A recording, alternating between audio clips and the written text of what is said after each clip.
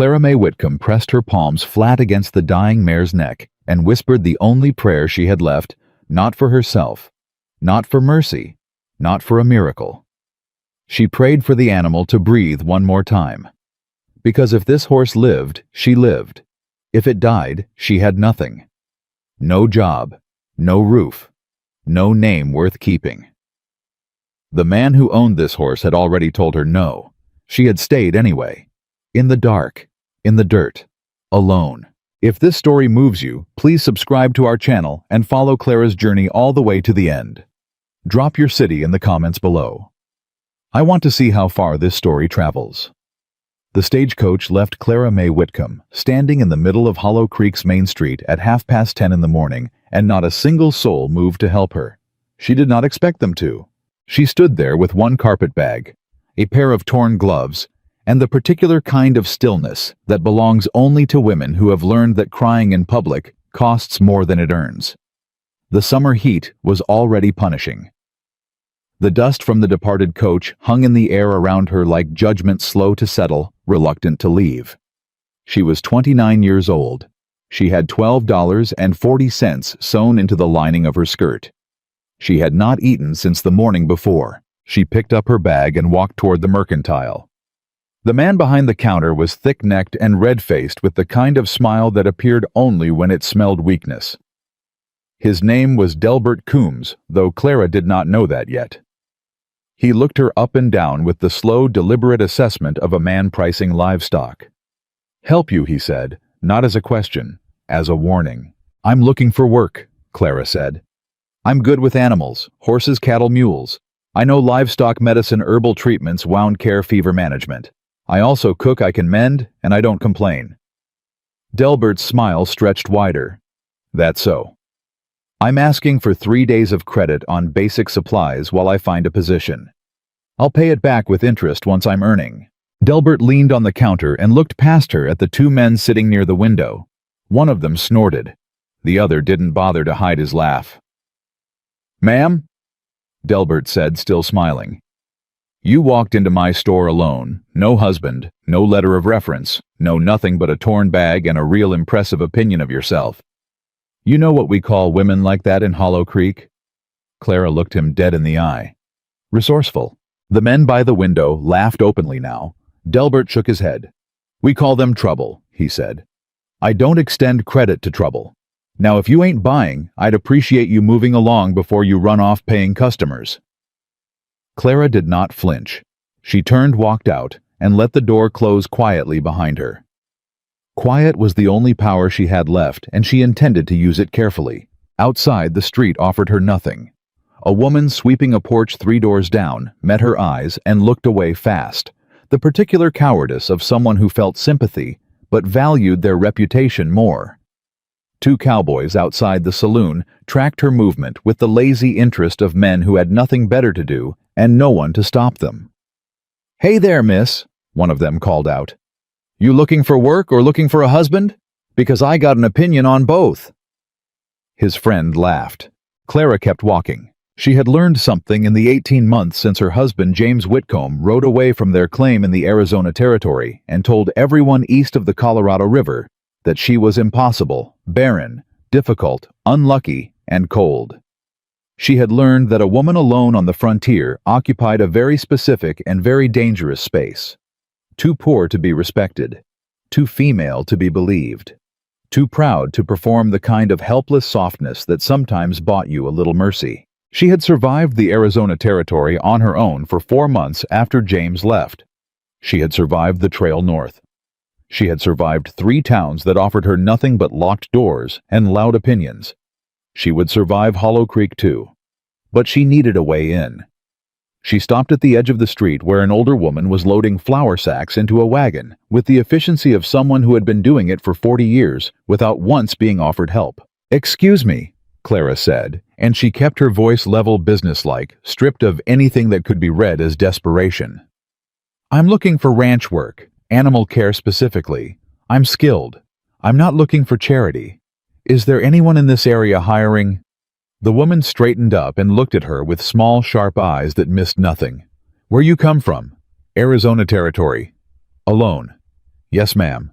The woman was quiet for a moment. Then she said, "Most ranches around here won't hire a woman without a man vouching for her. That's just fact, not my opinion." She paused. "There's only one exception." "Who?" The woman hesitated, like she was deciding whether telling Clara was a kindness or a cruelty. "Garrett Cole," she said finally. "Owns the biggest operation in this part of New Mexico. Cole Ranch 5 miles east. He don't care much what the town thinks. Runs the place his own way." She picked up another flour sack. "Course he's also thrown people off his land with a rifle in hand, so there's that to consider." "Has he ever shot anyone who wasn't trespassing?" The woman almost smiled. "Almost. Not that I know of." "Then I appreciate the information," Clara said. She turned east. It was already past noon.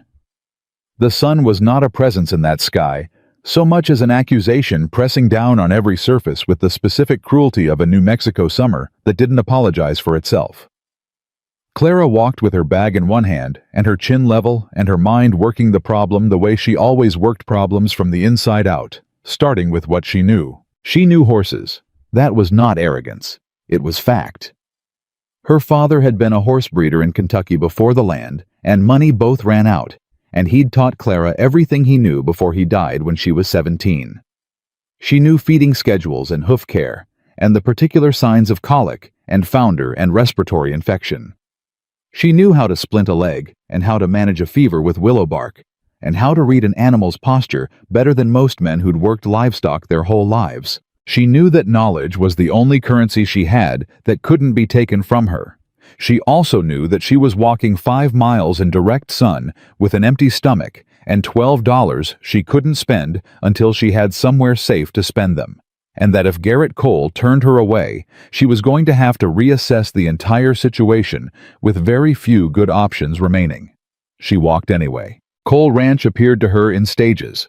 First the fence line, then the water tower. Then the shape of the main house set back from the road with the particular solidity of a structure built to last and not to impress. There were horses in the far pasture, a barn twice the size of the house, several outbuildings in good repair. The whole operation had the look of a place run by someone who worked hard and thought carefully and did not waste anything, including words. The iron gate was closed. Clara set her bag down, opened the gate herself, walked through and picked it up again.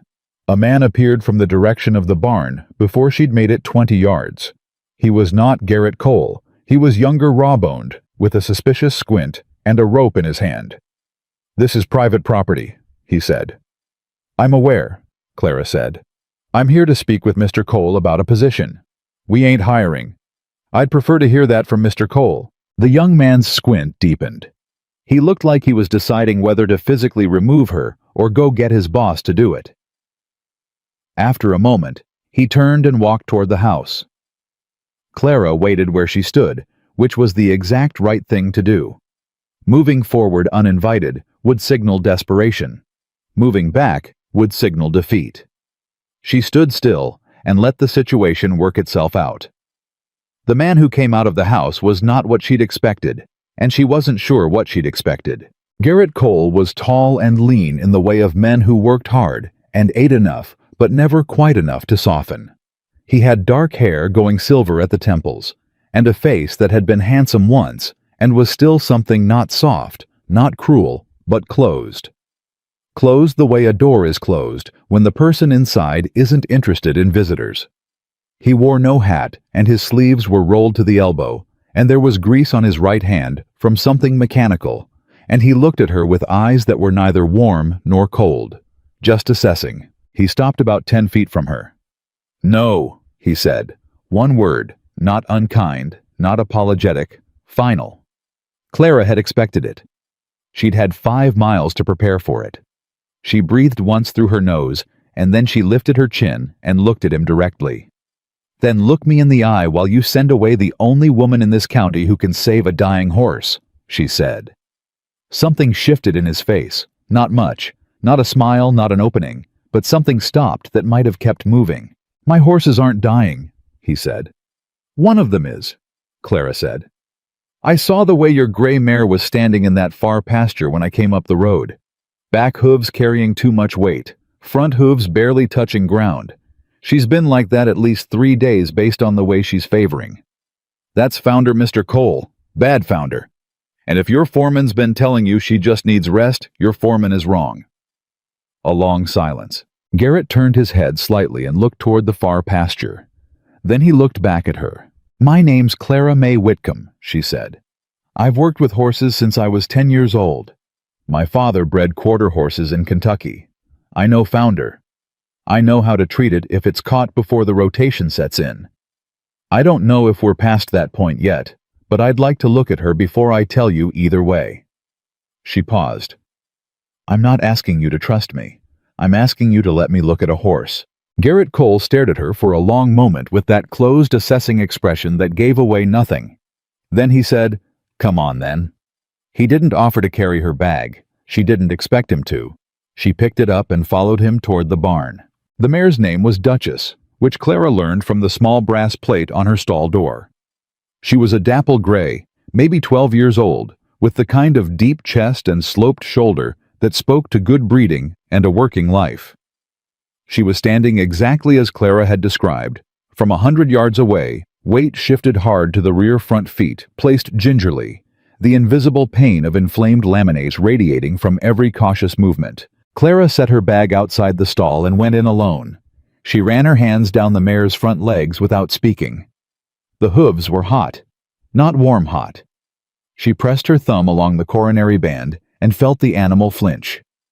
She looked at the angle of the hoof wall, the rings pressed into the horn from weeks of disrupted blood flow, the subtle dish forming at the toe. She straightened up and turned to face Garrett, who was leaning on the stall door with his arms crossed. She's not rotated yet, Clara said.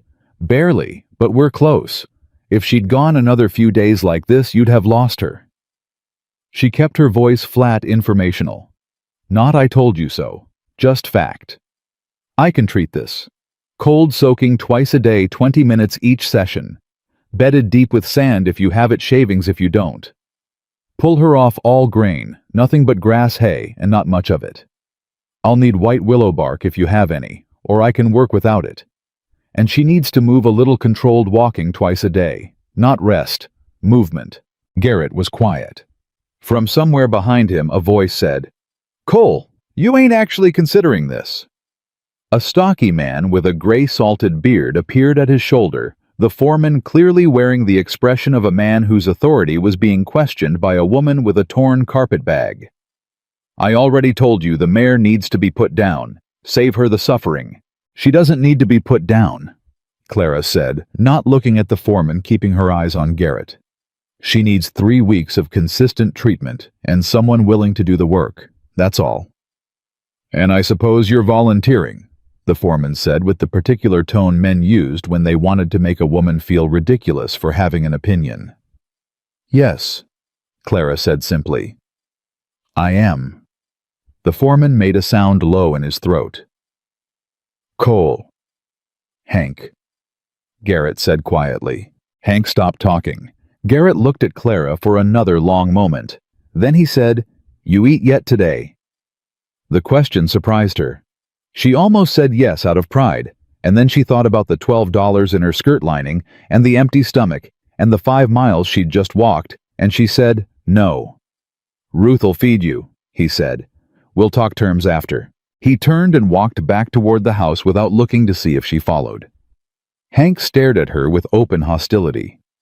Clara looked at him with the calm, level gaze she'd been perfecting since she was 17 years old, and men started underestimating her. I'll start the first soak tonight, she said pleasantly, if you don't mind showing me where you keep the buckets. Hank's jaw tightened. He showed her where the buckets were. Ruth Maddox was 63 years old, built like a woman who'd fought the frontier and won, and she looked at Clara across the kitchen table with the frank, unromantic assessment of someone who had seen a great many desperate women come through that door and had learned to tell the difference between the ones who would last and the ones who wouldn't. Eat first, Ruth said, and put a plate of beans and cornbread in front of her. Talk after. Clara ate. She ate with the focused, efficient gratitude of someone who understood that food was not a given and that pretending otherwise was a luxury she couldn't afford. Ruth watched her and said nothing until the plate was clean. "You know what you're doing with that horse?" Ruth asked. "Yes, ma'am." "You know what you're doing walking into this ranch alone?" Clara looked up. "I know what I'm doing." Ruth made a sound that wasn't quite approval and wasn't quite skepticism. It was something in between the sound of a woman reserving judgment for the time being. "Hollow Creek is a small town," she said. "Small towns talk. They already been talking about you, and you've been here less than a day." "I know," Clara said. "Beatrice Harlan will have heard you were here before morning." "Who is Beatrice Harlan?" Ruth's expression didn't change, but something in her eyes did. "Rich woman. Cattle widow. She's had her eye on Cole Ranch for 3 years and her eye on Garrett Cole for about as long. She don't like complications." "I'm not a complication," Clara said. "I'm a livestock specialist applying for a job." Ruth almost smiled again. She was doing that a lot, almost smiling, as if a full smile was something she rationed carefully. "That's what you are," she said. "What Beatrice Harlan will say you are is a different thing entirely." Clara folded her hands on the table. "Mrs. Maddox." "Ruth. Ruth, I've spent the last year and a half being called things I'm not by people who found it convenient. I can't stop them, but I can do my job so well that the words stop mattering." She paused. "If Mr. Cole will give me the chance." Ruth looked at her for a long moment. Then she picked up Clara's plate and said, "He'll give you 3 days.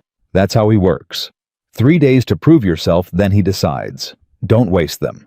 That night, alone in the barn with a lantern and 2 buckets of cold water, Clara knelt beside Duchess and began the first treatment.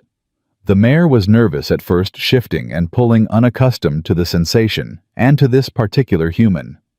Clara talked to her in a low, even voice, not baby talk, not commands, just conversation. The way her father had taught her. Horses, he'd said, don't need to understand the words. They need to understand that you're not afraid and you're not going anywhere. Duchess settled. Outside the barn, the New Mexico night pressed down hot and full of crickets and the distant sound of cattle. Somewhere in the main house, a lamp was still burning in a window that faced east. Clara did not look at it. She had a horse to save, and 3 days to show this cold, closed-off, complicated man exactly what kind of woman she was. She intended to use every hour of them. By the 3rd morning, Clara's hands were raw. Not soft raw, not delicate raw, the kind of raw that comes from cold water and rope and work that doesn't stop because your skin asks it to.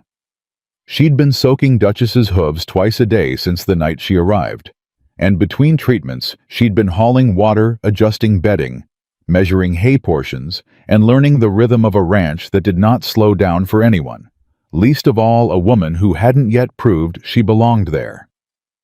She hadn't slept more than 4 hours at a stretch. She didn't complain. What she did instead was work. She worked the way her father had taught her to work, quietly, precisely, without requiring an audience. By the end of day 2, she had already changed Duchess's feeding schedule, replaced the grain ration with measured grass hay, and identified 2 other horses in the east pasture showing early signs of respiratory stress from summer dust. She'd mentioned it to Hank, who'd looked at her like she'd spoken a foreign language, and told her the horses were fine. She went to Garrett directly. She found him at the back of the equipment barn, crouched over a broken wheel axle with a wrench in his hand, and the particular focused stillness of a man who preferred problems he could fix with tools. She waited until he'd finished the turn he was working on before she spoke. "The 2 roans in the east pasture," she said. "The bigger one is breathing shallow on the left side. The smaller one has a nasal discharge that started clear and is going yellow. If it's dusty rhinitis catching, it'll move through the whole herd before the week's out. I can treat them now with steam inhalation and keep it contained, or we can wait and treat 12 horses in 10 days. Garrett set down his wrench. He looked at her hands, the red cracked skin, the split at the base of her thumb, and then up at her face. "You slept," he said. "I'm not here to sleep," she said. "I'm here to work." Do I have your permission to treat the roans or not? A pause, not a long one. Do what you need to do, he said, and picked up his wrench again. She treated the roans that afternoon. By the next morning, both horses were already showing improvement. She did not report this to Garrett. She did not report it to anyone. She simply moved to the next problem the way you do when you understand that your value is proven by the accumulation of quiet results and not by announcing them. But Hank noticed. Hank Dooley had been Cole Ranch's foreman for 7 years, and in those 7 years, he had managed the livestock with a combination of experience, stubbornness, and the unshakable belief that the way he'd always done things was the way things ought to be done. Clara's presence was to him not a question of competence. It was a question of order. She disrupted it simply by existing. On the morning of day 4, he found her in the main barn, reorganizing the feed storage system, separating hay grades, moving grain bins to reduce moisture exposure, labeling everything with the particular systematic precision of someone who had thought about the problem from the beginning and worked outward. "Who told you to do that?" he said. Clara looked up. "No one. The current system is causing feed contamination. 2 of the grain bins have moisture damage on the bottom third. You're probably losing 15% of the feed value before it even reaches the horses." "I've been managing this feed supply for 7 years, Hank said. "I know," Clara said. "I can see that." It was not an insult. It was not meant as one. But it landed like one, and Hank's face went a deep, slow red that started at the collar and worked upward. "You got some nerve," he said low and tight. "I've got a job to do," she said. "If you want to put the bins back where they were, that's your decision. I just thought you'd want to know about the loss." She went back to labeling. Hank stood there for a moment, breathing hard through his nose, and then turned and walked out of the barn without another word. That afternoon, 2 of the younger ranch hands boys, really 19 and 21, with the cocky ease of young men who've never been held accountable by a woman, started making comments while she worked. Not loud, not directed at her exactly, just loud enough. "Reckon she thinks she's the foreman now," one said to the other. "Reckon she thinks a lot of things," the other replied. Clara kept moving. She'd learned early that reacting gave them more than they deserved. But then the taller one, the one named Pete, who had an easy grin and the habit of using it as a weapon, said, "Must be something special about a woman who walks 5 miles alone just to muck out stalls. Wonder what she's really after." Clara set down her tools. She turned around. She looked at Pete with the calm, direct gaze she reserved for situations that required absolute clarity. "I'm after a paycheck," she said. "Same as you. Now, if you've got work to do, I'd suggest doing it. Because Mr. Cole strikes me as a man who pays attention, and I don't think he's paying you to stand there building theories about me." Pete's grin flickered. His friend looked at the ground. Clara picked her tools back up. Pete didn't say anything else.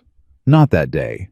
It was Ruth who told her about Duchess that 5th morning before Clara even got to the barn. Ruth appeared in the doorway of the small room near the tack house where Clara had been sleeping on a narrow cot under a single wool blanket, and she said without preamble, "You better come see your horse." Clara was up and moving before the sentence finished. Duchess was standing at the front of her stall, not crouched, not shifted back. Standing weight distributed ears forward, head up with the alert, interested expression of an animal that had stopped hurting enough to be curious about the world again. She turned her nose toward Clara when Clara came through the stall door, and Clara pressed her palm flat against the mare's jaw and felt the warm, steady exhale of a horse that was not in crisis. She checked the hooves, still warm, but less significantly less. The coronary band was less swollen. The mare accepted the touch without flinching. Clara stood up. She didn't cry. She was not a woman who cried easily, and even if she had been, she wouldn't have done it here in front of the barn where anyone might see. But something happened behind her sternum, a loosening, a release like a knot that had been pulled tight for 5 days, finally being allowed to ease. She heard boots behind her. Garrett Cole stood at the stall door, coffee in hand, watching Duchess, the way he watched most things, quietly giving nothing away. But his eyes moved from the horse to Clara and stayed there a beat longer than necessary. She's not out of it yet, Clara said, keeping her voice professional. Another 2 weeks of treatment minimum, but the rotation hasn't set. She's going to be all right. Garrett was quiet for a moment. You slept in the barn last night, he said. It wasn't a question. Clara had in fact slept in the barn the last 2 nights, not in her cot, but on a pile of clean shavings near Duchess's stall, close enough to hear if the mare's breathing changed. She had not told anyone she was doing this. I was monitoring her, she said. Garrett looked at her for a long moment. Room near the tack house is yours for as long as you're working here, he said. Wage is $12 a month, same as the hands. You eat with Ruth. Clara met his eyes. And my responsibilities. Livestock health, all of it. He paused. Hank handles operations. You handle the animals. If there's a conflict, you come to me. Hank won't like that, she said. No, Garrett said. He won't. Another pause shorter. You got a problem with that arrangement? No, Clara said. Garrett nodded once, turned, and walked back toward the house with his coffee. Ruth appeared at Clara's elbow like she'd materialized from the air. Well, she said. Well, Clara said back. Ruth almost smiled her almost smile. Don't let it go to your head, she said, and went to start breakfast. The weeks that followed were the hardest Clara had worked in her adult life, and she had worked hard her entire adult life, so that was a meaningful comparison. Cole Ranch ran cattle-bred quarter horses and supplied remounts to 2 different Army outposts, which meant the livestock demands were constant, varied, and unforgiving of mistakes. Clara immersed herself completely. She learned every animal on the property by name and temperament. She established a health monitoring schedule that caught problems before they became emergencies. She reorganized the veterinary supplies, restocked what was depleted, and created a treatment record for each horse that hung on a nail inside their stall. She trained 2 of the younger hands to assist with basic care because she understood that the best systems are the ones that don't require you to be everywhere at once. She also fixed the feed storage problem quietly and completely, and the grain waste dropped to almost nothing within 2 weeks. She never mentioned it to Hank. The numbers mentioned it for her. Garrett noticed. He noticed in the way he noticed most things, without comment, without praise, with a slight shift in how he looked at her when she spoke, like a man recalibrating. Hank noticed too, and the recalibration he was doing was of a different kind entirely. It was on a Tuesday evening, 3 weeks into her employment, that the trouble with Beatrice Harlan arrived, not at the ranch, but at the summer social gathering in Hollow Creek, where Garrett had business with the county land assessor, and had, without explanation or invitation, told Clara to come along. Clara had stood in the doorway of the tack room for a moment after he said it, trying to determine whether this was a test, a decision, or simply practicality. Garrett Cole did most things for practical reasons, and very few things for social ones. Am I coming as ranch staff? She asked. You're coming, he said, which was not an answer to the question she'd asked, but was apparently the only answer available. She wore the better of her 2 dresses, dark blue travel-worn, but clean, with a collar she'd mended with Ruth's thread. She pinned her hair back. She looked, she thought, exactly like what she was, a working woman, making the best of what she had. She did not try to look like something else. The social gathering was held in the square in front of the Hollow Creek courthouse, with long tables and lantern light, and the particular festive atmosphere of a small frontier town that had very few occasions for celebration and intended to make the most of each one. Clara stayed near the edges. She spoke to the few people who addressed her directly. She ate sparingly because the food was communal, and she was acutely aware that she had not contributed to it and was not yet established enough in Hollow Creek to take such things for granted. She was talking to the wife of a local cattle broker, a quiet woman named Esther, who'd asked genuinely about horse care for a lame gelding when she felt the shift in the crowd's attention. Beatrice Harlan was 44 years old, beautiful in the particular way of women who have always been beautiful and have organized their entire understanding of the world around that fact. She wore emerald green silk on a summer evening in the territory which was either confidence or theater, and from the way the crowd moved around her, it was probably both. She had the smile of a woman who had spent years deciding who was acceptable and who wasn't, and who had never once doubted her authority to make that call. She made her way across the square with the deliberate, unhurried movement of someone who knew every eye was following her, and she stopped 3 feet from Clara with that smile fully deployed. "You must be the woman everyone's been talking about," Beatrice said. Her voice was warm, honey over gravel. "The one Garrett Cole took in." The phrase was chosen with surgical precision. Took in. Not hired. Not employed. Took in like a stray. Like charity. "Clara May Whitcomb," Clara said. She kept her voice even. "I manage livestock health at Cole Ranch." "Of course you do," Beatrice said with the kind of indulgent warmth that was its own form of condescension. She let her eyes move over Clara's dress with the efficiency of a woman who could price a garment in 3 seconds and calculate what it said about its owner in 4. "It's so admirable. A woman alone making her way." She tilted her head. "Of course we all know why a woman in your position would choose a ranch like Garrett's. A man like Garrett." She smiled wider. He always did have a weakness for a certain kind of story. The crowd nearby had gone very quiet in that pointed sideways way of people who want to hear something without being seen to listen. Clara felt the familiar heat in her chest, not embarrassment. Fury. She had learned to know the difference. "I chose Cole Ranch," Clara said carefully, "because it has the largest horse breeding operation in this territory, and I am good at my job. That's the whole of it." Beatrice's smile didn't move. "Is it?" she said softly. "Because the whole of it, as far as Hollow Creek is concerned, is a woman with no name, no husband, no character reference, and no past worth speaking of, who walked onto a lonely man's property and made herself very difficult to remove." She paused just long enough. "Some might call that resourceful. Others might call it something else." "Beatrice." The voice came from behind Clara, and she recognized it Esther, the cattle broker's wife, quiet up until now, stepping forward with a look on her face that Clara hadn't expected. "That's enough." Beatrice's smile flickered, just slightly. "I'm only saying what people are thinking," Beatrice said. "No," Esther said. "You're saying what you're thinking. The rest of us are thinking this young woman is standing here being spoken to very rudely at what is supposed to be a pleasant evening, and you're the one doing the speaking." A small silence. Beatrice recovered smoothly. Women like Beatrice always recovered smoothly. She turned a softer version of the smile on Esther, said something gracious and nothing, and drifted back toward the center of the crowd like a ship adjusting course without acknowledging the obstacle. Clara breathed.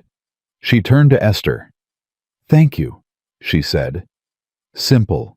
Direct. Esther shook her head. "Don't thank me. Just keep doing your job better than anyone else. That's the only answer that sticks." She paused. "I meant what I said about my gelding. Can you come look at him Thursday?" "Yes," Clara said. "I can." She found Garrett 15 minutes later, standing with the county land assessor near the courthouse steps, and the conversation looked finished, and she waited until it was. When the assessor moved away, Garrett turned to her, and she saw from his expression that he'd been told. Not everything, maybe not the details, but enough. "You all right?" he said. "Yes," she said. He looked at her the way he'd been looking at her more frequently lately. That recalibrating look, that slight intensification of attention, as if he was revising something and hadn't yet finished the revision. "She say something worth repeating," he said. "No," Clara said. "Clara, she said what people like her always say," Clara said, and she kept her voice very steady because she needed it to be. "She dressed it up nicely, but it was the same thing they've been saying since I got here, that I'm desperate, that I'm after something I haven't earned, that the only reason a man like you would keep a woman like me around is because I found some angle and worked it." She paused. "I don't need you to refute it. I just need you to keep knowing it isn't true." A long silence. Garrett said nothing. Clara had expected him to say something to push back, to defend her, to make some gesture toward the fact that he knew her worth, and the town's opinion of it was wrong. She'd expected something. He said nothing. He looked at her, and something moved behind his eyes that she couldn't read. And then he looked away toward the crowd, toward the lantern light, toward anywhere that wasn't her face. And he stayed quiet. Clara understood then, in that particular and clarifying way, that disappointment teaches you things that hope never can. Exactly what she was dealing with. He believed her. She was almost certain of that. He knew what she was, knew what she'd done, knew that Beatrice Harlan's performance was theater and manipulation. He knew all of it, and he still said nothing, because saying something would cost him something. Social capital eased the uncomplicated life of a man who had learned to keep his head down and avoid conflict that wasn't his to carry. He would not pick up her fight even knowing she was right, even knowing that his silence was its own kind of statement. Clara turned and walked away from him back toward the wagon, and she did not look back, and her steps were even and unhurried and betrayed nothing. But something changed in her that night, not a breaking. Clara May Whitcomb did not break easily.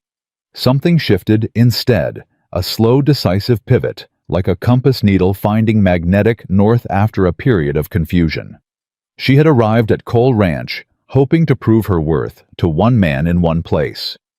What she understood now, walking alone in the dark toward a wagon that would take her back to a ranch that was not hers, was something different. She was not here to be defended. She was here to become undeniable.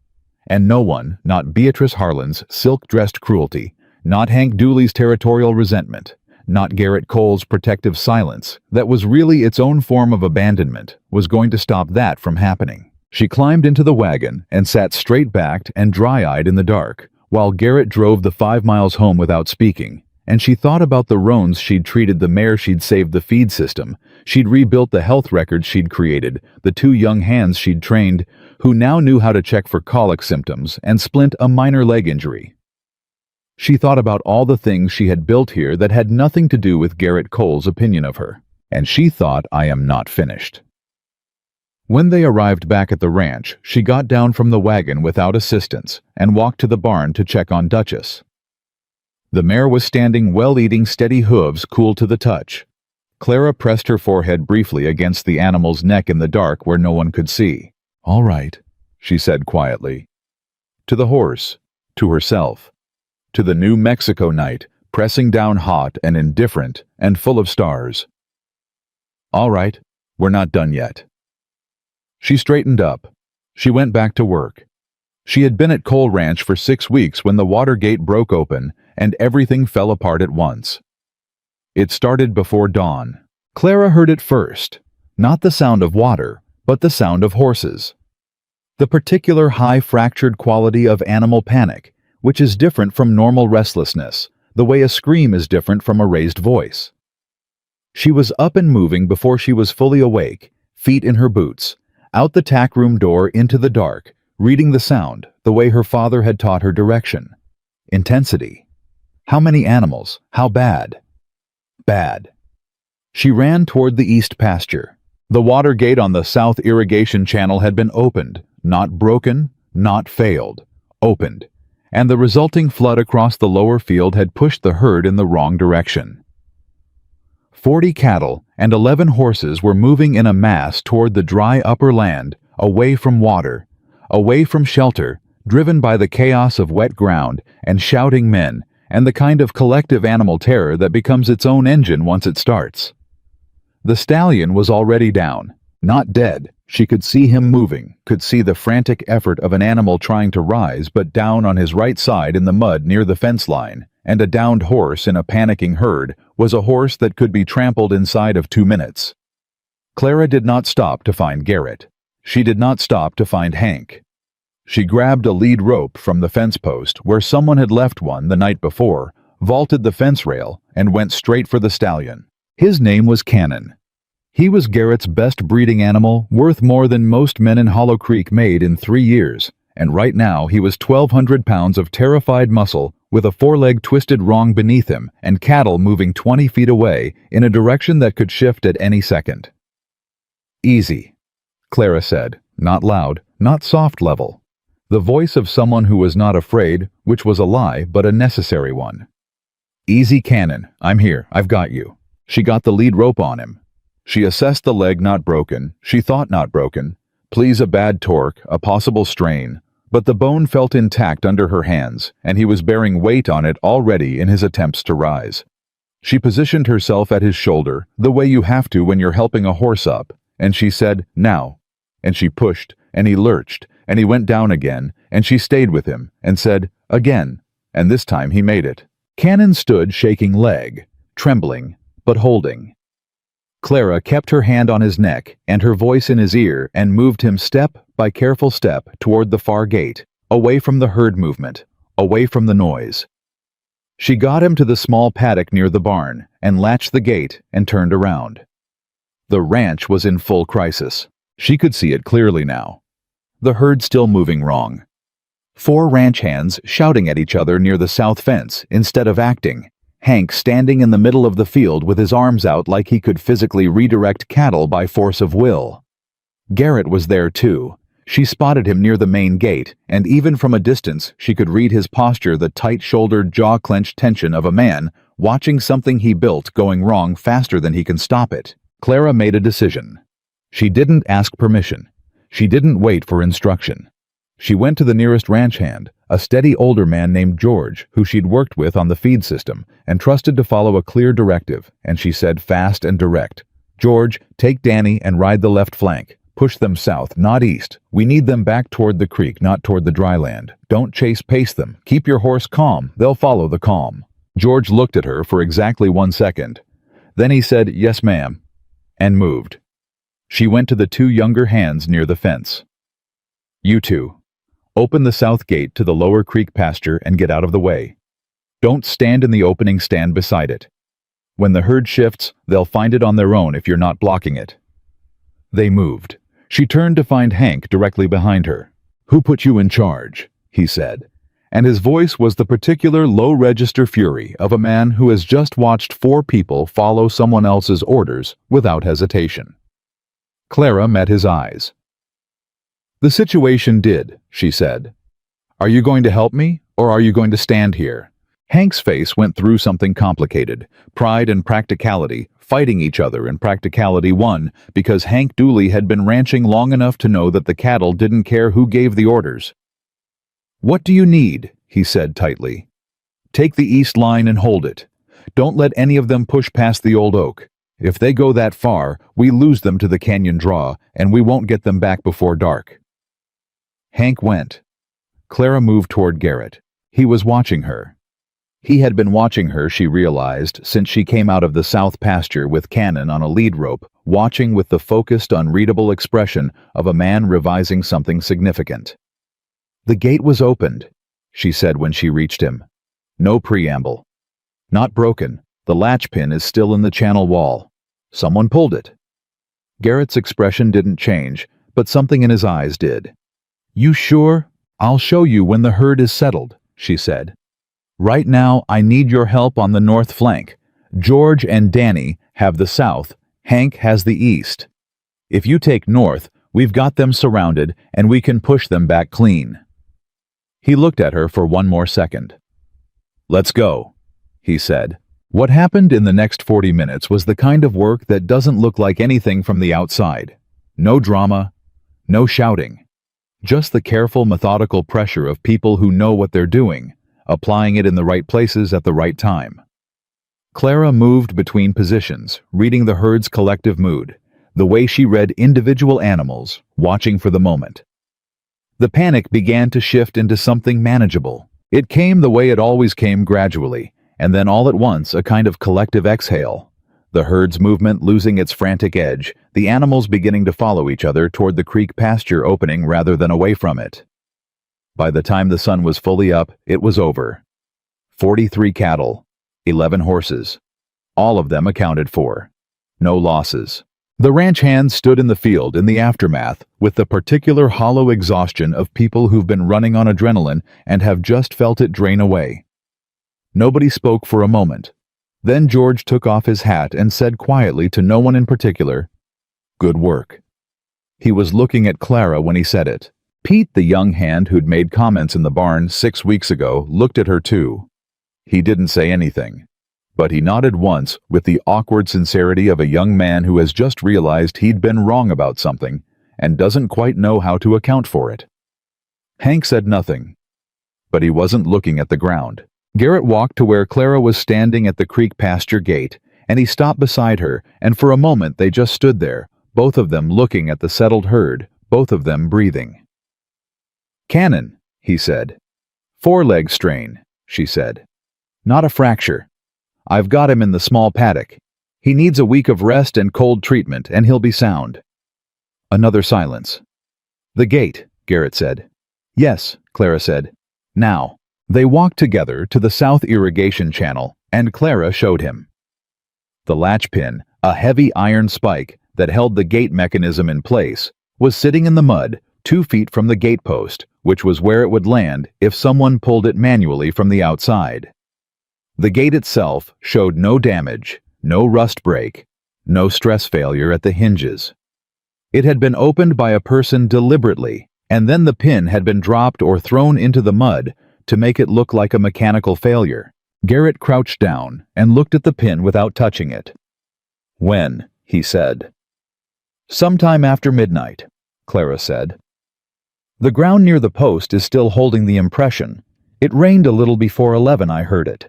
The impressions are on top of the wet layer, not pressed into dry ground. Someone came after the rain stopped." Garrett looked up at her. "Boot prints. 2 sets, one heavier than the other. I didn't disturb them." She paused. "Garrett, this wasn't random. Someone knew which gate would push the herd toward the dry land. Someone knew the timing." He stood up. His face had gone very still. Not the closed-off stillness she'd first met him with, but a different kind. The stillness of a man who has just confirmed something he'd been hoping wasn't true. "Beatrice Harlan has been trying to acquire the South grazing lease for 2 years, Clara said carefully. "If you lost the herd tonight, even part of it would affect the lease valuation." Garrett looked at her. "You know about the lease."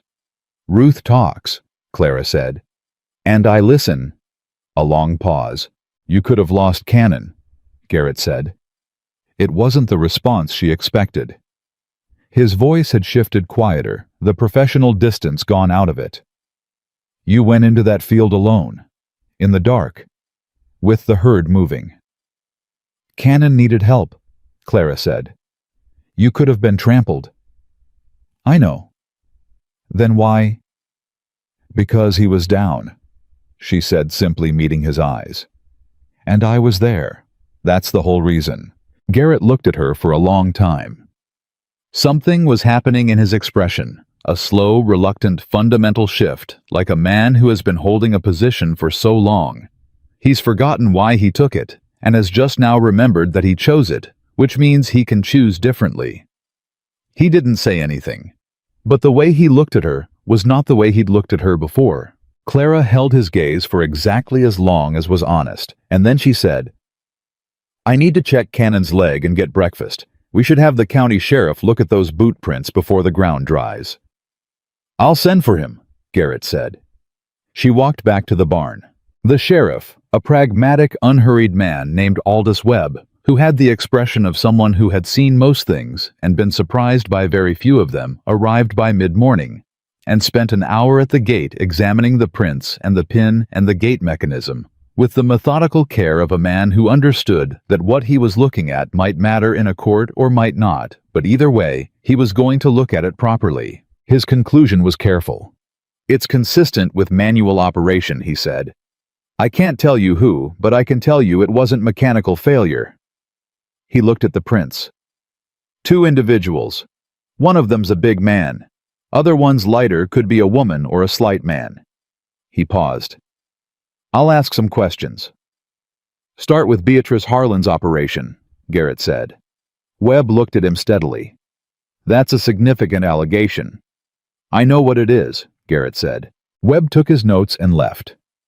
Word got through town the way words always got through small towns, faster than fact, slower than rumor. Arriving at most doorsteps already changed from what it started as. By afternoon, Hollow Creek's version of the morning's events had been processed through several layers of interpretation, and what emerged at the other end was a story that put Beatrice Harlan in a very uncomfortable position. Because Hollow Creek was a small town, but it was also a town that depended on ranching. And ranchers, whatever their opinions about women working cattle, or women without husbands, or women with no one to vouch for them, did not look kindly on sabotage. It went against an unspoken code that most of them had been raised with. You competed hard, you undercut prices if you had to, you lobbied the county for better lease terms, but you did not open a man's water gate in the dark and risk his herd. It was Esther, quiet, steady Esther from the social gathering, who sent Clara a note late that afternoon. 3 sentences. They're talking. More people believe it than Beatrice knows. Hold on. Clara read it twice, folded it, put it in her pocket.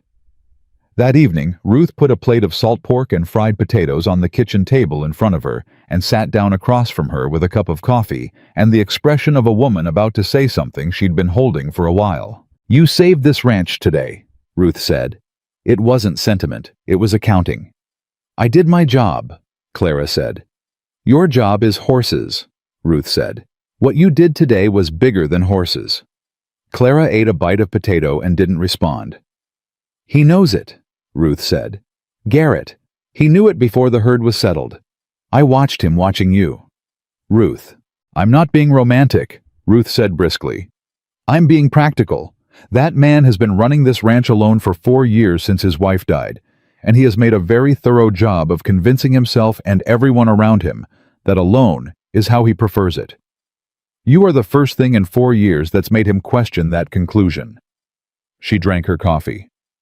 "I just thought you should know." Clara looked at her plate. "I'm not here for that," she said. "I didn't say you were," Ruth said. "I said he was questioning. What you do with that information is your business." She stood up. "Eat your supper." The next morning, the remorseful one arrived. His name was Callum, and he was one of Beatrice Harlan's hired hands, a quiet, slope-shouldered man in his early 30s, with the look of someone who'd been losing sleep. He appeared at the Cole Ranch gate just after sunrise and asked to speak to whoever was in charge of the livestock situation. Hank brought him to Garrett. Clara happened to be in the main barn close enough to hear and made no movement to leave. Callum stood with his hat in his hands and said without looking up, "I didn't know what it was going to do. She told me it was just a gate that got stuck, that the water needed redirecting. She didn't say anything about—" He stopped, swallowed. "I pulled the pin, me and Harlan's nightman Torres. I didn't know it would push the herd like that. I swear I didn't know." Garrett was very quiet. "But you knew it was Cole Ranch property," Garrett said. Callum's shoulders dropped further. "Yes." "And you knew Beatrice Harlan asked you to do it?" "Yes." Clara stepped out of the barn. Callum looked up at her with the startled, ashamed expression of a man who has just realized the person he wronged is standing 3 feet away. She looked at him steadily, not with fury, not with triumph, with the calm, direct attention of someone taking an accurate measurement. "Will you say that to Sheriff Webb?" she said. "Everything you just said to Mr. Cole. Will you say it in front of the sheriff?" A long pause. Callum's jaw worked. "It'll cost me my position," he said. "It'll cost you more if you don't," Clara said. "Beatrice Harlan is going to say it was your idea. She's going to say you acted alone. She's going to let you carry all of it, and she'll do it in the same smooth voice she uses for everything else, and people will believe her, because she's Beatrice Harlan and you're her hired man." She paused. "The only thing that changes that math is if you speak first." Callum looked at Garrett. Garrett said nothing. He was watching Clara. "She's right," Hank said. Everyone looked at Hank, including Clara. Because Hank Dooley had not once in 6 weeks said anything that could be interpreted as agreement with Clara May Whitcomb. Hank's expression was uncomfortable, but resolved. "She's right," he said again, like a man paying a debt he'd been putting off. "You speak first, you control what happens next. You wait, you don't." Callum put his hat back on. He looked like a man who had made a decision he wasn't sure he could live with, but was more sure he couldn't live without. "I'll talk to Webb," he said. He did. By the following afternoon, Sheriff Webb had spoken to Torres separately, who confirmed Callum's account with enough additional detail to make both testimonies corroborating rather than coincidental. Webb paid a formal visit to Beatrice Harlan's operation, which Clara did not witness, but heard about from 3 different people by evening, each version slightly more dramatic than the last. What was consistent across all 3 versions? Beatrice had been very composed, very gracious, and very careful. She had not admitted anything. She had expressed concern for the Cole Ranch livestock and offered the sort of polished, unconvincing sympathy that requires a great deal of practice to deliver without visible irony. But the town had heard Callum's statement, and Torres's, and the town had its own accounting system separate from the legal one that ran on reputation and trust and the accumulated weight of a community's collective memory. Beatrice Harlan had been spending that currency for years. Some of it was now gone. It was at the end of that second day, in the quiet hour after supper, when the ranch settled into its evening rhythm, that Clara sat on the fence rail of Cannon's small paddock and watched the stallion move slow, careful, favoring the bad leg still, but bearing weight on it properly, which was everything she needed to see. She heard boots in the dirt behind her. Garrett sat on the fence beside her. Not close, not far. The way 2 people sit when they have something to say to each other, and neither of them is quite ready to say it yet. They watched Cannon for a while. "He's going to be sound," Clara said. "I know," Garrett said. "You told me." Another silence. "I owe you an apology," Garrett said. Clara waited. "The gathering," he said. "When Beatrice—" He stopped, started again. "I stood there and said nothing, and I told myself it wasn't my fight to have, that you could handle it, that getting involved would make it worse." He looked at the stallion, not at her. "That was a lie, I told myself, because the truth was easier to avoid." Clara kept her eyes on Cannon. "What was the truth?" "That I was afraid," he said quietly. "Of what it would mean. If I stood up for you, in front of all of them." He paused. "What it would tell them about what you meant to me." The air between them changed. Not dramatically, no sudden movement, no dramatic declaration. Just a shift, the way pressure shifts before weather felt, before it's visible. "Garrett," Clara said carefully, "I'm not asking you for anything," he said quickly. That's not what this is. I just needed you to know that my silence wasn't because I doubted you. It was because I was a coward about something I didn't want to name yet." He finally looked at her. "And you deserved better than that. You deserved it then, and you deserve to hear me say it now." Clara looked at him. This was the man she'd been working beside for 6 weeks. The man she'd watched manage a ranch with quiet competence and deep solitude. The man who'd given her work when no one else would, who'd watched her save his mare without praising her, who'd driven 5 miles home in silence after she'd been publicly humiliated, and who'd carried that silence like a decision he'd already made and couldn't find a way to reverse. He was not a simple man. He was not an easy man. He was looking at her with the careful, undefended expression of someone who had taken down a wall and wasn't entirely sure what came next. "Thank you," Clara said, "for saying it." "Does it matter?" he said. "Now. Too late." She considered that honestly, because Clara May Whitcomb did not lie to make people feel better. "It matters," she said. "It doesn't fix what it felt like to walk away from you that night, but it matters." Garrett nodded, like a man receiving a fair judgment. Cannon moved along the paddock fence, slow and careful, the injured leg touching the ground with increasing confidence. Neither of them spoke for a while. But the silence was different now. Not the silence of 2 people avoiding something, but the silence of 2 people who have said the true thing and are letting it settle. Clara thought about what Ruth had said. About a man questioning a conclusion he'd held for 4 years. She thought about Callum walking through that gate with his hat in his hands. About Esther's 3 sentences on a folded piece of paper. About Hank saying she was right in that stiff, reluctant, utterly genuine way, like a man paying something he owed. She thought about what it meant to build a thing, not just fix it, not just survive it, but actually build something real in a place that had told you at every turn that you didn't belong there. She was building it. She could feel the shape of it now. "I need to check his leg one more time before dark," she said. "Go ahead," Garrett said. She climbed down from the fence and went to Cannon, and she ran her hands down his foreleg in the last light of the evening, and the bone was solid, and the swelling was already beginning to ease, and she felt the particular deep satisfaction of a thing going right that had every reason to go wrong. Behind her, Garrett was still sitting on the fence. He didn't leave. The letter arrived on a Thursday. Clara was in the small paddock running Cannon through his first controlled walking exercise when Ruth came across the yard with an envelope in her hand, and an expression that Clara couldn't immediately read. Not alarm, not excitement, something more cautious than either. "Came with the Morning Post," Ruth said, "from a lawyer's office in St. Louis." Clara took the envelope without stopping the exercise.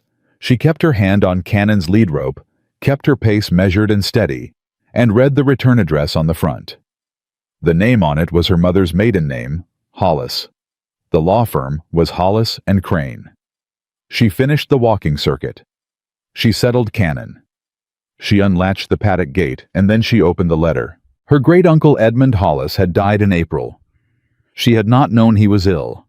She had not seen him since she was 14 years old, when he'd come through Kentucky on a business trip and sat at her father's table for Sunday dinner, and spoken to her with the particular formal courtesy of a man who did not spend much time around children but was making an effort. She had thought of him perhaps twice in the 15 years since. He had left her $840 a bank draft drawn on a St. Louis institution, redeemable at any territorial bank with proper identification. Clara read the letter twice. Then she folded it, put it in her pocket, and went to check on Duchess. She did not tell anyone about the letter that day, or the next. She worked. She finished Cannon's morning exercise and treated 2 cattle with early-stage pink eye and reviewed the breeding schedule for the fall quarter horses with the quiet, focused attention she brought to everything. She ate supper with Ruth and answered Ruth's questions about her day and did not mention St. Louis or Edmund Hollis or $840 sitting in a bank waiting for her to decide what to do with it. But she was deciding. Every hour in the background of every task she was deciding. $840 was enough to buy land. Not much land, not in a prime location, but enough, a modest claim. A small operation, a beginning that belonged entirely to herself, with no man's name above it, and no one's tolerance required to maintain it. She had thought about that kind of beginning for so long that the shape of it was very clear in her mind. Her own fence line, her own gate, her own animals with her name on the record. The question was whether she still wanted it the same way she'd wanted it before. On the 3rd day, Garrett found her. He came to the barn in the late afternoon when the light was going gold and flat, the particular quality of a summer evening in New Mexico that made everything look like it was being seen through amber glass. He leaned on the stall door while she finished wrapping a gelding's tendon, and he waited until she was done, which was how he always waited, without impatience, without announcement. "Something's on your mind," he said. Clara stood up and looked at him. She'd learned over these weeks that there was no point in deflecting with this man. He noticed things too precisely. "I received a letter," she said, "from a lawyer in St. Louis. I've inherited money from my great-uncle, enough to buy land." Garrett was very still. "Enough to leave," he said. "Not a question." "Enough to have a choice," she said. "Which is different." He looked at her for a long moment. His jaw moved slightly the way it did when he was working through something he hadn't decided how to say yet. "And what are you choosing?" "I don't know yet," she said. It was the honest answer. Garrett nodded slowly. He looked at the gelding. He looked at his hands. He was doing the thing she'd come to recognize in him, the internal accounting, the weighing of something significant against the habit of keeping it to himself. "I'd like to make you an offer," he said finally. "A real one, not charity, not what it might look like." He met her eyes. "Official livestock manager. That's the title in writing registered with the county land office, so it's a legal position and not just a man's word. Equal authority over breeding, feeding, hiring for animal care veterinary decisions. Your name on the operational record. He paused. Same wage as Hank. Clara was quiet. That's more than you offered Hank when you hired him, she said. Hank's been here 7 years and hasn't once prevented a disease outbreak before it started or saved a stallion from a stampede. Garrett said. You've been here 6 weeks. Clara almost smiled. Almost. You're not good at compliments, she said. No, he said. But I'm good at being accurate. She looked at him, this closed, complicated man who had disappointed her once, and apologized for it with a directness she hadn't expected, who ran a ranch with the quiet competence of someone who had learned everything the hard way and remembered all of it, who sat on a fence rail in the evening and didn't leave. I'll give you my answer by Sunday, she said. Garrett accepted that with a nod, the way he accepted most things, without pushing, without performing. He turned to go, and then he stopped. Clara, he said. She waited. Whatever you decide, he said, not turning around. You should know that this ranch is better than it's ever been, and that's not the land or the horses or the weather. A pause, brief, and waited. It's you. He walked out. Clara stood in the quiet barn with the gelding shifting behind her, and that sentence settling somewhere in her chest like a stone dropping into still water, sending out rings that reached further than she expected. Sunday came, and before Clara could find Garrett to give him her answer, Beatrice Harlan arrived at Cole Ranch. She came in a buggy alone, which was itself a statement. Beatrice Harlan did not go places alone, unless she wanted to control exactly what was said and witnessed. She wore pale gray, which on her looked less like mourning and more like authority. She stepped down from the buggy with the composed, unhurried ease of a woman who had rehearsed this particular entrance. Clara was at the water trough near the main barn when the buggy came through the gate. She watched. She did not move toward the house, and she did not move away from it. Ruth appeared in the kitchen doorway, looked at the buggy, looked at Clara, and went back inside without a word. Garrett came out of the house. He stood on the porch and did not come down the steps. Beatrice, he said. His voice was flat and entirely devoid of the social warmth that normally smoothed such visits. Garrett? Beatrice smiled, the warm, controlled smile that cost her nothing. I came to apologize. She looked toward Clara, and the smile adjusted fractionally, becoming something more careful. To both of you. Clara walked toward the porch. Not quickly, not aggressively, simply closed the distance so that she was part of the conversation and not an observer of it. Beatrice tracked her approach without letting the smile slip. What happened with the Watergate was wrong, Beatrice said. My men acted without my full understanding of the consequences. I should have supervised more carefully. It was a masterpiece of technical admission, every word true in its narrowest possible meaning, none of it actually confessing anything. Clara looked at her calmly. Callum and Torres both stated that they acted on your direct instruction, she said. Sheriff Webb has their testimony. Beatrice's smile held. Men under pressure say a great many things, she said. I don't think we need to let one confused night define the relationship between our operations. We're neighbors. We should be able to move forward. We can move forward, Garrett said, after the county hears the testimony and makes its determination. Beatrice's smile shifted again, smaller, now recalibrated. Garrett, I don't think you want this to become a formal matter. It's messy, it's expensive, and it puts your operation under scrutiny too, which... Beatrice. Garrett's voice was quiet. It was the quietest Clara had ever heard him, and somehow that made it more final, not less. You opened my Watergate. You risked my herd. You put my livestock manager in the path of a stampede in the dark. He came down one step. You're going to stand in front of the county board and the sheriff, and you're going to answer for that. And then you're going to go home. That's what moving forward looks like. Beatrice looked at him for a long moment. The smile was entirely gone now, and what was underneath it was something older and more honest, the expression of a woman who had miscalculated and knew it. She turned to Clara.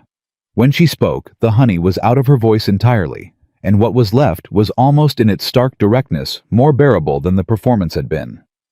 "You've done well here," she said. "I didn't think you would." "I know," Clara said.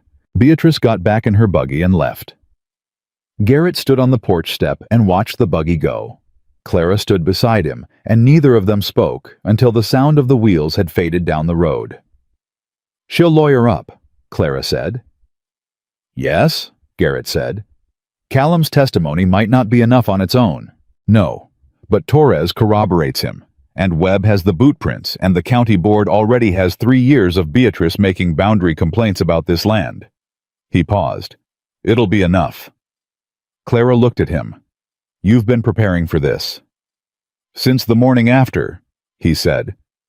"I sent a letter to the county assessor the same day I sent for Webb." He glanced at her sideways. "You're not the only one who thinks 3 steps ahead." Clara felt something ease in her chest, the kind of ease that comes not from relief, but from recognition, from seeing something clearly that had been slightly blurred before. "My answer is yes," she said. Garrett turned to look at her fully. "The position," she said. "Official livestock manager in writing registered with the county." "Yes." A pause. "And the land," he said carefully. "The money from St. Louis." "I'm going to keep it," she said. "In the bank, under my name." She met his eyes. "I want you to understand something. I'm not staying because I have nowhere else to go. I'm staying because I'm choosing to. There's a significant difference, and I need you to know which one it is." Garrett looked at her with that expression she'd been cataloging for weeks, the one that had started as assessment and become something else, something she'd been careful not to name too quickly. "I know which one it is," he said quietly. "Good," she said. The paperwork was filed with the county land office on Tuesday morning, and by Tuesday afternoon, it was in the official record, Clara May Whitcomb Livestock Manager, Cole Ranch, Hollow Creek, New Mexico Territory. Legal, permanent, hers. Hank heard about it before the ink was dry because small ranches are their own telegraph system, and he came to find Clara in the east pasture, where she was running the quarterly health check on the quarter-horse breeding stock.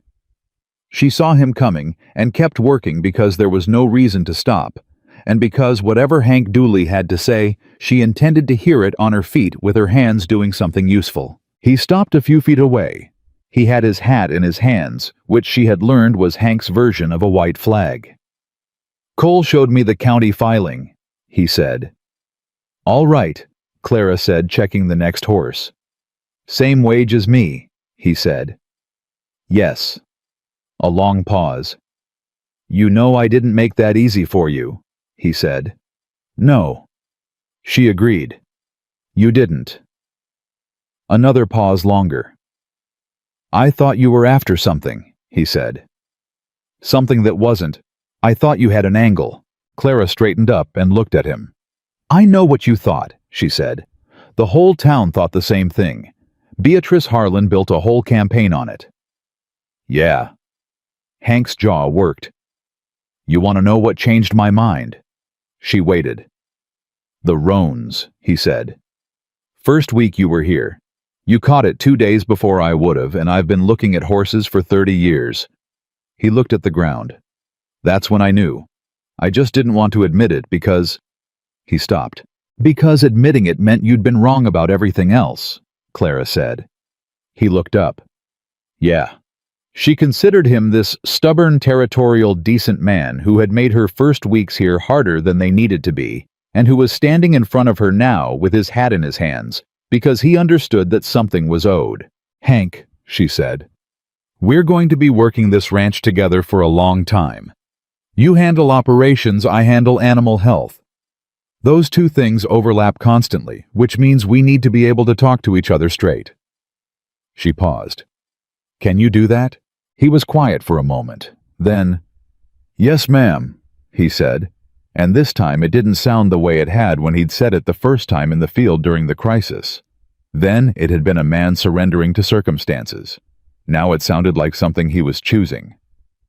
"Good," she said, and handed him the health check clipboard. "Then hold this while I check the last 3. I'll need a second set of eyes on the gray's back teeth." He took the clipboard. They worked the rest of the afternoon side by side, and it was not comfortable exactly. Too many weeks of friction for comfortable to arrive that quickly. But it was functional and honest and built on something real. Which was, Clara had come to understand, the only kind of foundation worth having. That evening after supper, she found Garrett on the porch. He was in the chair he always sat in, the one angled toward the east pasture, with a cup of coffee that had probably gone cold. She sat in the chair beside him, the one that had been empty every other evening she'd walked past. He looked at her. He didn't say anything. "Hank and I worked the quarterly check together this afternoon," she said. "I heard," he said. "He's not a bad man," she said. "No," Garrett agreed. "He's a proud man. There's a difference." "You hired him knowing that." "I hired him because he's good at his job," Garrett said. "The pride came with him. Most worthwhile things do." Clara looked at him. "Is that a general observation, or are you talking about me?" He looked at her sideways, and the corner of his mouth moved, not quite a smile, but the closest thing to one she'd seen from him, and it changed his face in a way that made her understand with sudden and uncomplicated clarity what he must have looked like before 4 years of solitude had closed him down. "Both," he said. The evening settled around them.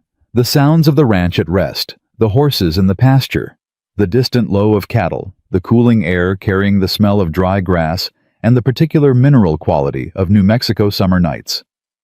"I want to tell you something," Garrett said after a while. Clara waited. "My wife's name was Margaret," he said.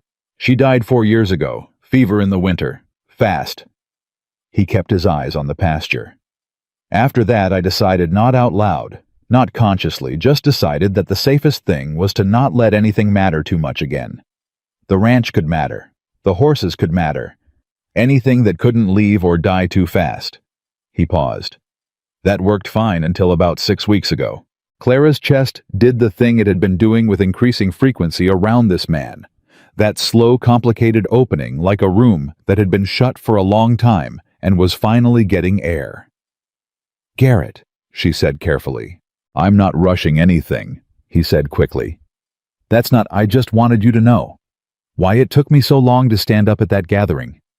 Why I said nothing." He looked at her now directly. "It wasn't because you didn't matter. It was because you mattered too much, and I didn't know what to do with that yet." The honesty of it landed square and true, the way his honesty always did, unpolished, without performance, just the plain fact of what was true. Clara looked at him for a long moment. "I know what it is to decide not to let things matter," she said. "I made the same decision after James left. I got very efficient, very capable." She paused. "Very alone." "Yeah," he said quietly. "Exactly like that." The space between them felt different now, not smaller exactly, but warmer. The way distance changes when two people have finally said the true thing and stopped pretending the other one can't hear them. "We don't have to rush anything," Clara said. "No," he agreed. "But we could stop pretending we don't know what this is," she said. A pause, long but not uncomfortable. "Yeah," Garrett said. "We could do that." She didn't reach for his hand. He didn't reach for hers.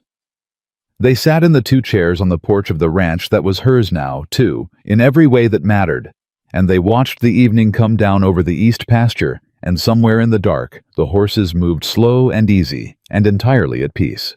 It was enough. For now it was more than enough. But somewhere in the back of Clara's mind, quiet and certain as a compass needle, she understood that what was coming next wasn't an ending. It was the thing all the hard months had been building toward, the moment when surviving stopped being the goal, and something larger, something chosen, took its place. She was ready for it. The county board hearing was set for the 2nd Friday in August, and the whole of Hollow Creek knew it. That was the thing about small towns. They didn't just witness events, they absorbed them, turned them over, argued about them at supper tables, and over fence lines, and in the 20 minutes before church when the socializing was most honest. The Beatrice Harlan situation had been turning in Hollow Creek's collective mouth for 3 weeks, and by the time the hearing date was posted at the courthouse, people had formed opinions that cut across the usual social lines in ways that surprised even Ruth, who thought she knew this town completely. Esther Briggs has been talking, Ruth reported one morning with the satisfied tone of someone receiving good intelligence. To the other cattle wives, apparently Beatrice made some remarks 2 years ago about Esther's husband's grazing management that Esther has not forgotten. People don't forget the small cruelties, Clara said, not looking up from the breeding record she was updating. No, Ruth said. They file them, and they wait. Clara thought about that.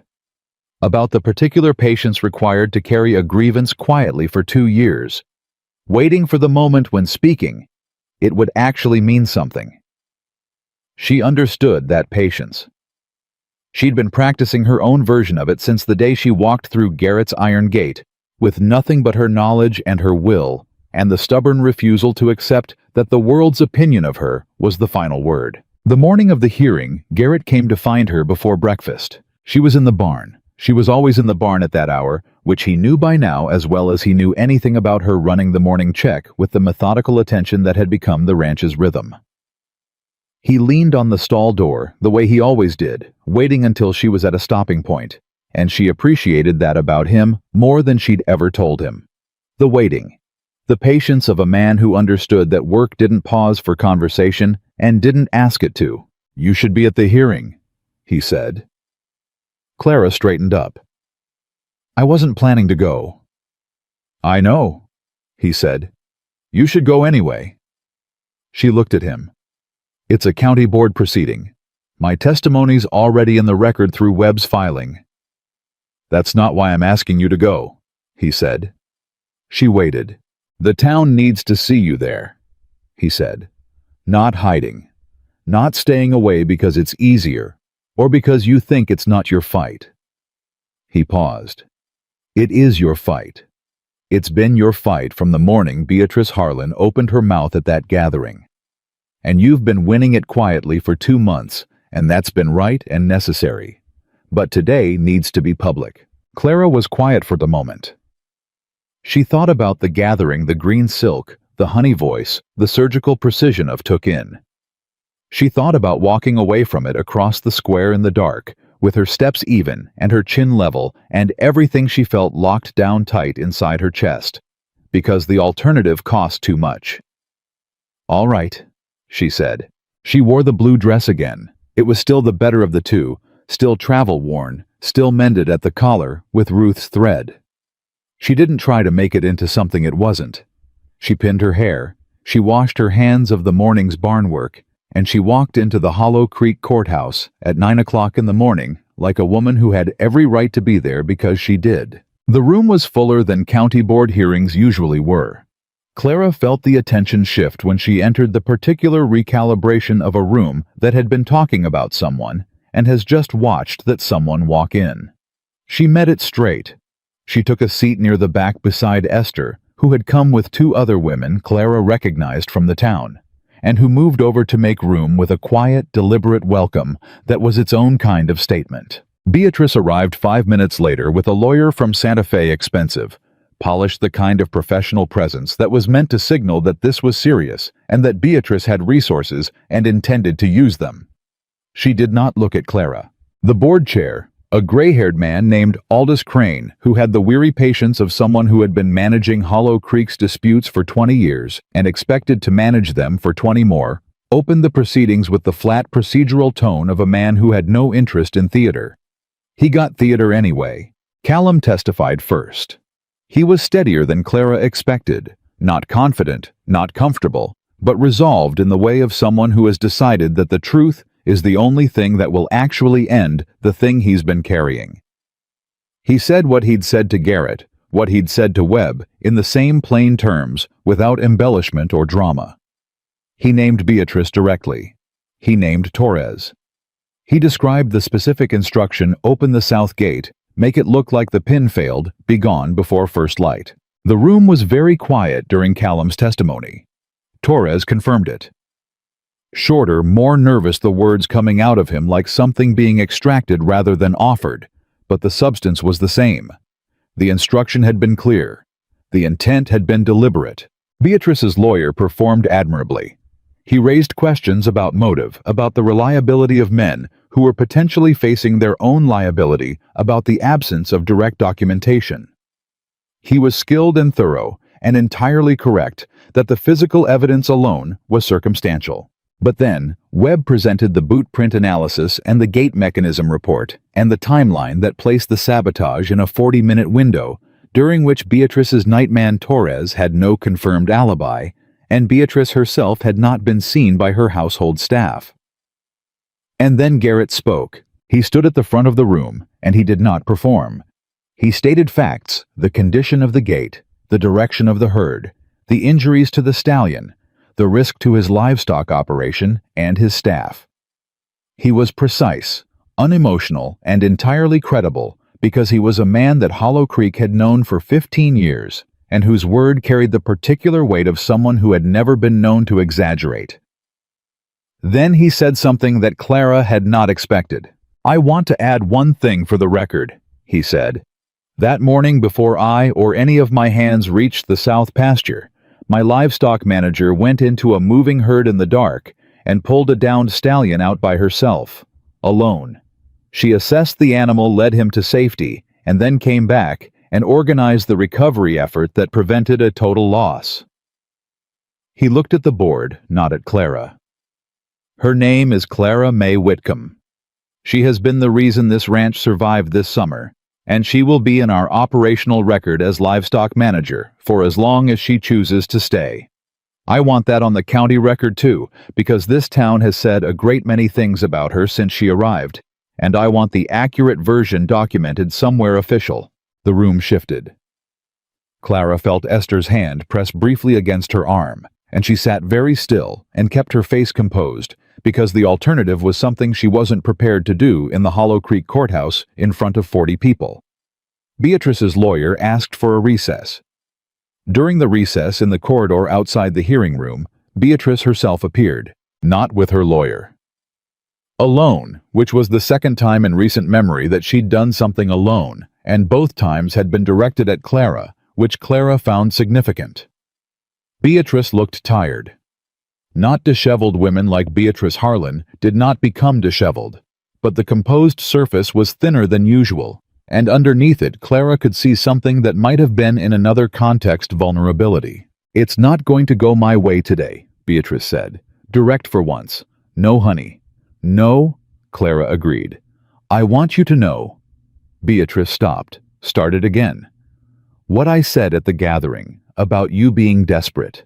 She looked at a point slightly past Clara's left shoulder. "I knew it wasn't true when I said it. I said it because it was effective, because it was the thing most likely to make the room agree with me." A pause. "I'm not apologizing. I'm just being honest about what it was." Clara looked at her for a long moment. "Why?" Beatrice met her eyes. "Because you're going to be here for a long time," she said, "and so am I. And I'd rather you know that I'm not stupid enough to believe my own performance than have you think I actually saw you that way." It was the most honest thing Beatrice Harlan had ever said in Clara's presence, and possibly in recent memory. "I know you didn't believe it," Clara said. "That's what made it effective." Beatrice studied her. "You're not what I expected," she said. "You expected desperate," Clara said. "I told you what I was the first time we met. You just didn't listen." Beatrice almost smiled, a real one, small and reluctant. "No," she said. "I didn't." The board returned a formal censure and referred the sabotage complaint to the Territorial Attorney's Office for further review. The South grazing lease boundary dispute that Beatrice had been litigating for 2 years was suspended pending investigation. It was not a criminal conviction that would take longer and might not come. But it was public official and entered into the permanent county record. When the hearing adjourned and the room began to move and dissolve into the particular social aftermath of a public event, Clara walked out of the courthouse into the August heat and stood on the steps and breathed. Garrett came out behind her. He stood beside her looking at the street. "You all right?" he said. "Yes," she said. And she was, completely. He turned to look at her, and she looked back at him, and something passed between them that didn't need words, the acknowledgement of a thing completed, a chapter closed, a foundation that had been tested from every direction and had held. "What you said in there," Clara said, "about the county record." "I meant it," he said. "I know you did," she said. "That's why it mattered," Cowboy said. He looked at her with that expression she knew completely now, no longer closed, no longer assessing, open in the careful, deliberate way of someone who has chosen to open rather than been pushed into it. "Come on," he said. "Ruth's going to want to hear everything." They walked back to the wagon together, and Clara did not think about the woman who had arrived in Hollow Creek 2 months ago with $12 in her skirt lining and a carpet bag, and the accumulated weight of everyone who had ever decided she was not enough. She was thinking about the breeding schedule for September and whether Cannon's leg would be fully sound by the fall quarter horse sale, and the conversation she needed to have with Garrett about expanding the veterinary supply room before winter. She was thinking about work, her ranch. She was thinking about the future. 2 weeks later, the first foal of the fall season arrived. She came at 3 in the morning, as foals often did, in the inconvenient, insistent hours when the rest of the world was asleep, and the barn held its own quiet world of breath and straw, and the particular concentrated attention of a birth. The mare was one of the quarter-horse breeding stock, a steady chestnut named Pearl, who had delivered twice before and knew what she was doing, but Clara had been monitoring her for 2 days and was sleeping in the barn again, just in case. She was there when it happened. She always was. The foal was a filly dark bay, long-legged with the slightly dazed expression of something that has just arrived in a world it didn't know existed yet. She lay in the straw and breathed and blinked, and then, with the particular stubborn will that horses carry in their bones, began the process of trying to stand. It took 11 minutes. Clara sat on her heels in the straw and watched every second of it. The filly went down 4 times. Each time she paused, not giving up recalibrating, and then tried again with slightly different weight, distribution, slightly better positioning, learning the physics of her own body in real time. On the 5th attempt, she made it. She stood trembling in the straw, all 4 legs, shaking head swinging with the effort of balance, and she stayed up. Thin and new and entirely herself. Garrett appeared in the barn doorway. Clara hadn't heard him come.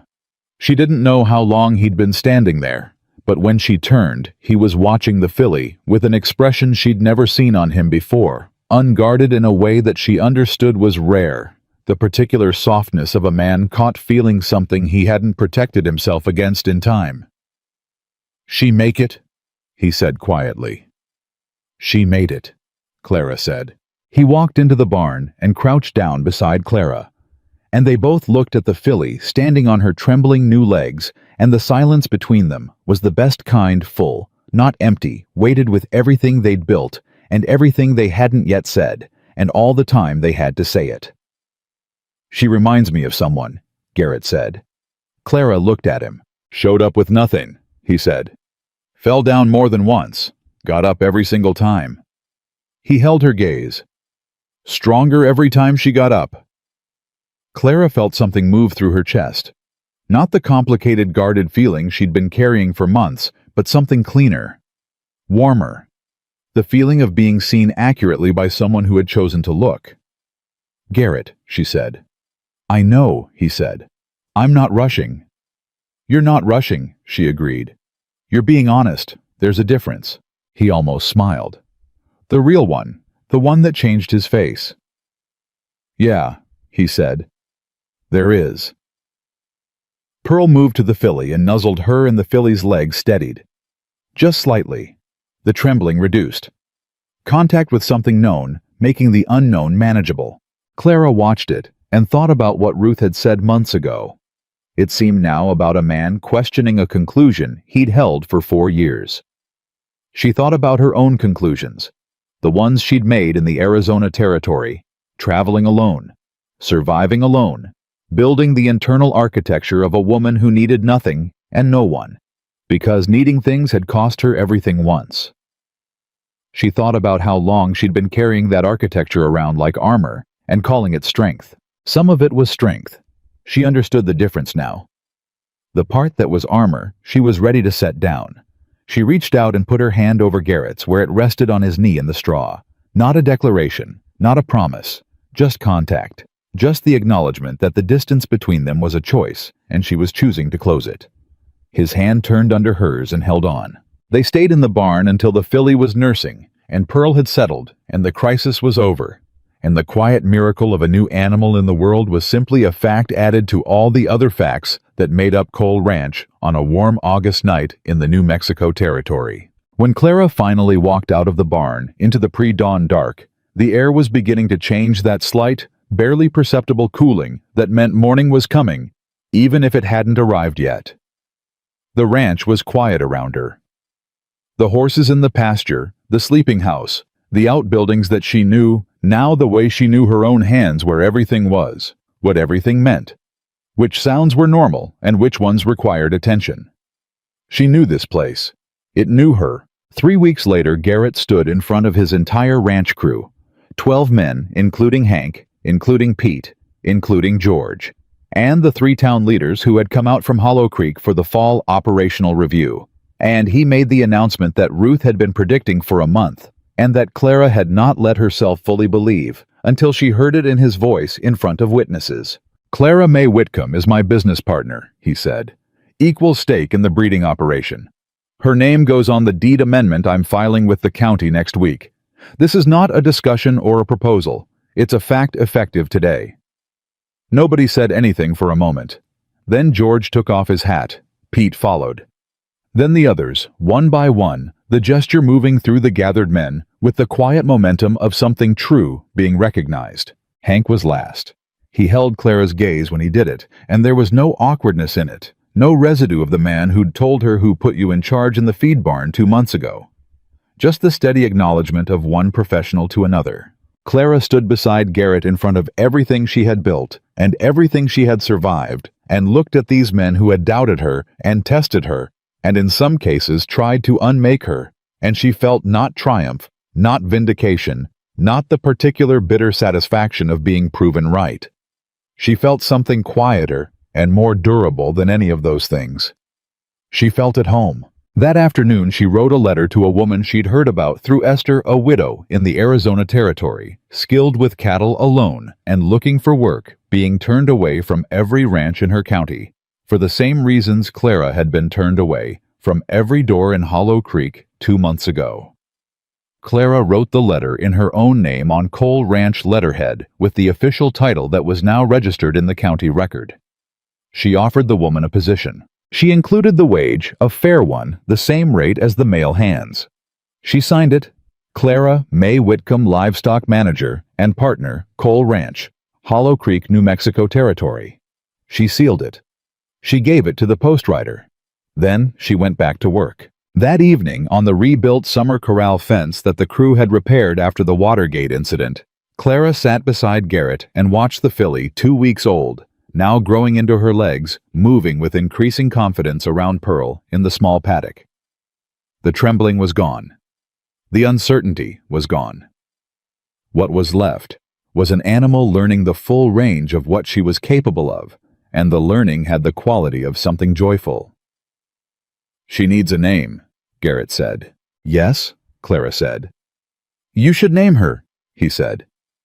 Clara looked at the filly dark bay, strong-shouldered with a white star on her forehead that hadn't been visible the night she was born, but had emerged as the foal coat changed. A mark that had been there all along, just waiting to show itself. "Hollow," Clara said. Garrett looked at her. "For Hollow Creek," she said. "So we remember where we started, what it cost, what it made us." She paused. "You don't forget a thing like that. You name it, and you carry it with you, and you let it mean something." Garrett was quiet for a moment. "Hollow," he said, as if testing the weight of it. "Hollow," Clara confirmed. He nodded. "Good name," he said. The filly moved along the fence and tossed her head, and the star on her forehead caught the last of the evening light. And Clara watched her and felt the full weight and warmth of where she was and what she had become. Not a woman who had survived, but a woman who had built, who had chosen, who had stayed. Not because she had nowhere left to go, but because this was exactly where she had decided to plant herself and grow. She had arrived in Hollow Creek covered in dust and other people's judgment with $12 sewn into her skirt, and a reputation already in ruins before she'd spoken a single word. She left that version of herself in the past where it belonged. What she was now had been earned by every cold bucket of water, every hour in the dark barn, every word she'd refused to let break her, every time she'd gotten up when the easier thing by far would have been to stay down. Clara May Whitcomb did not apologize for taking up space. She had built the space herself, and it was exactly the right size, and it was entirely, permanently, irrevocably hers.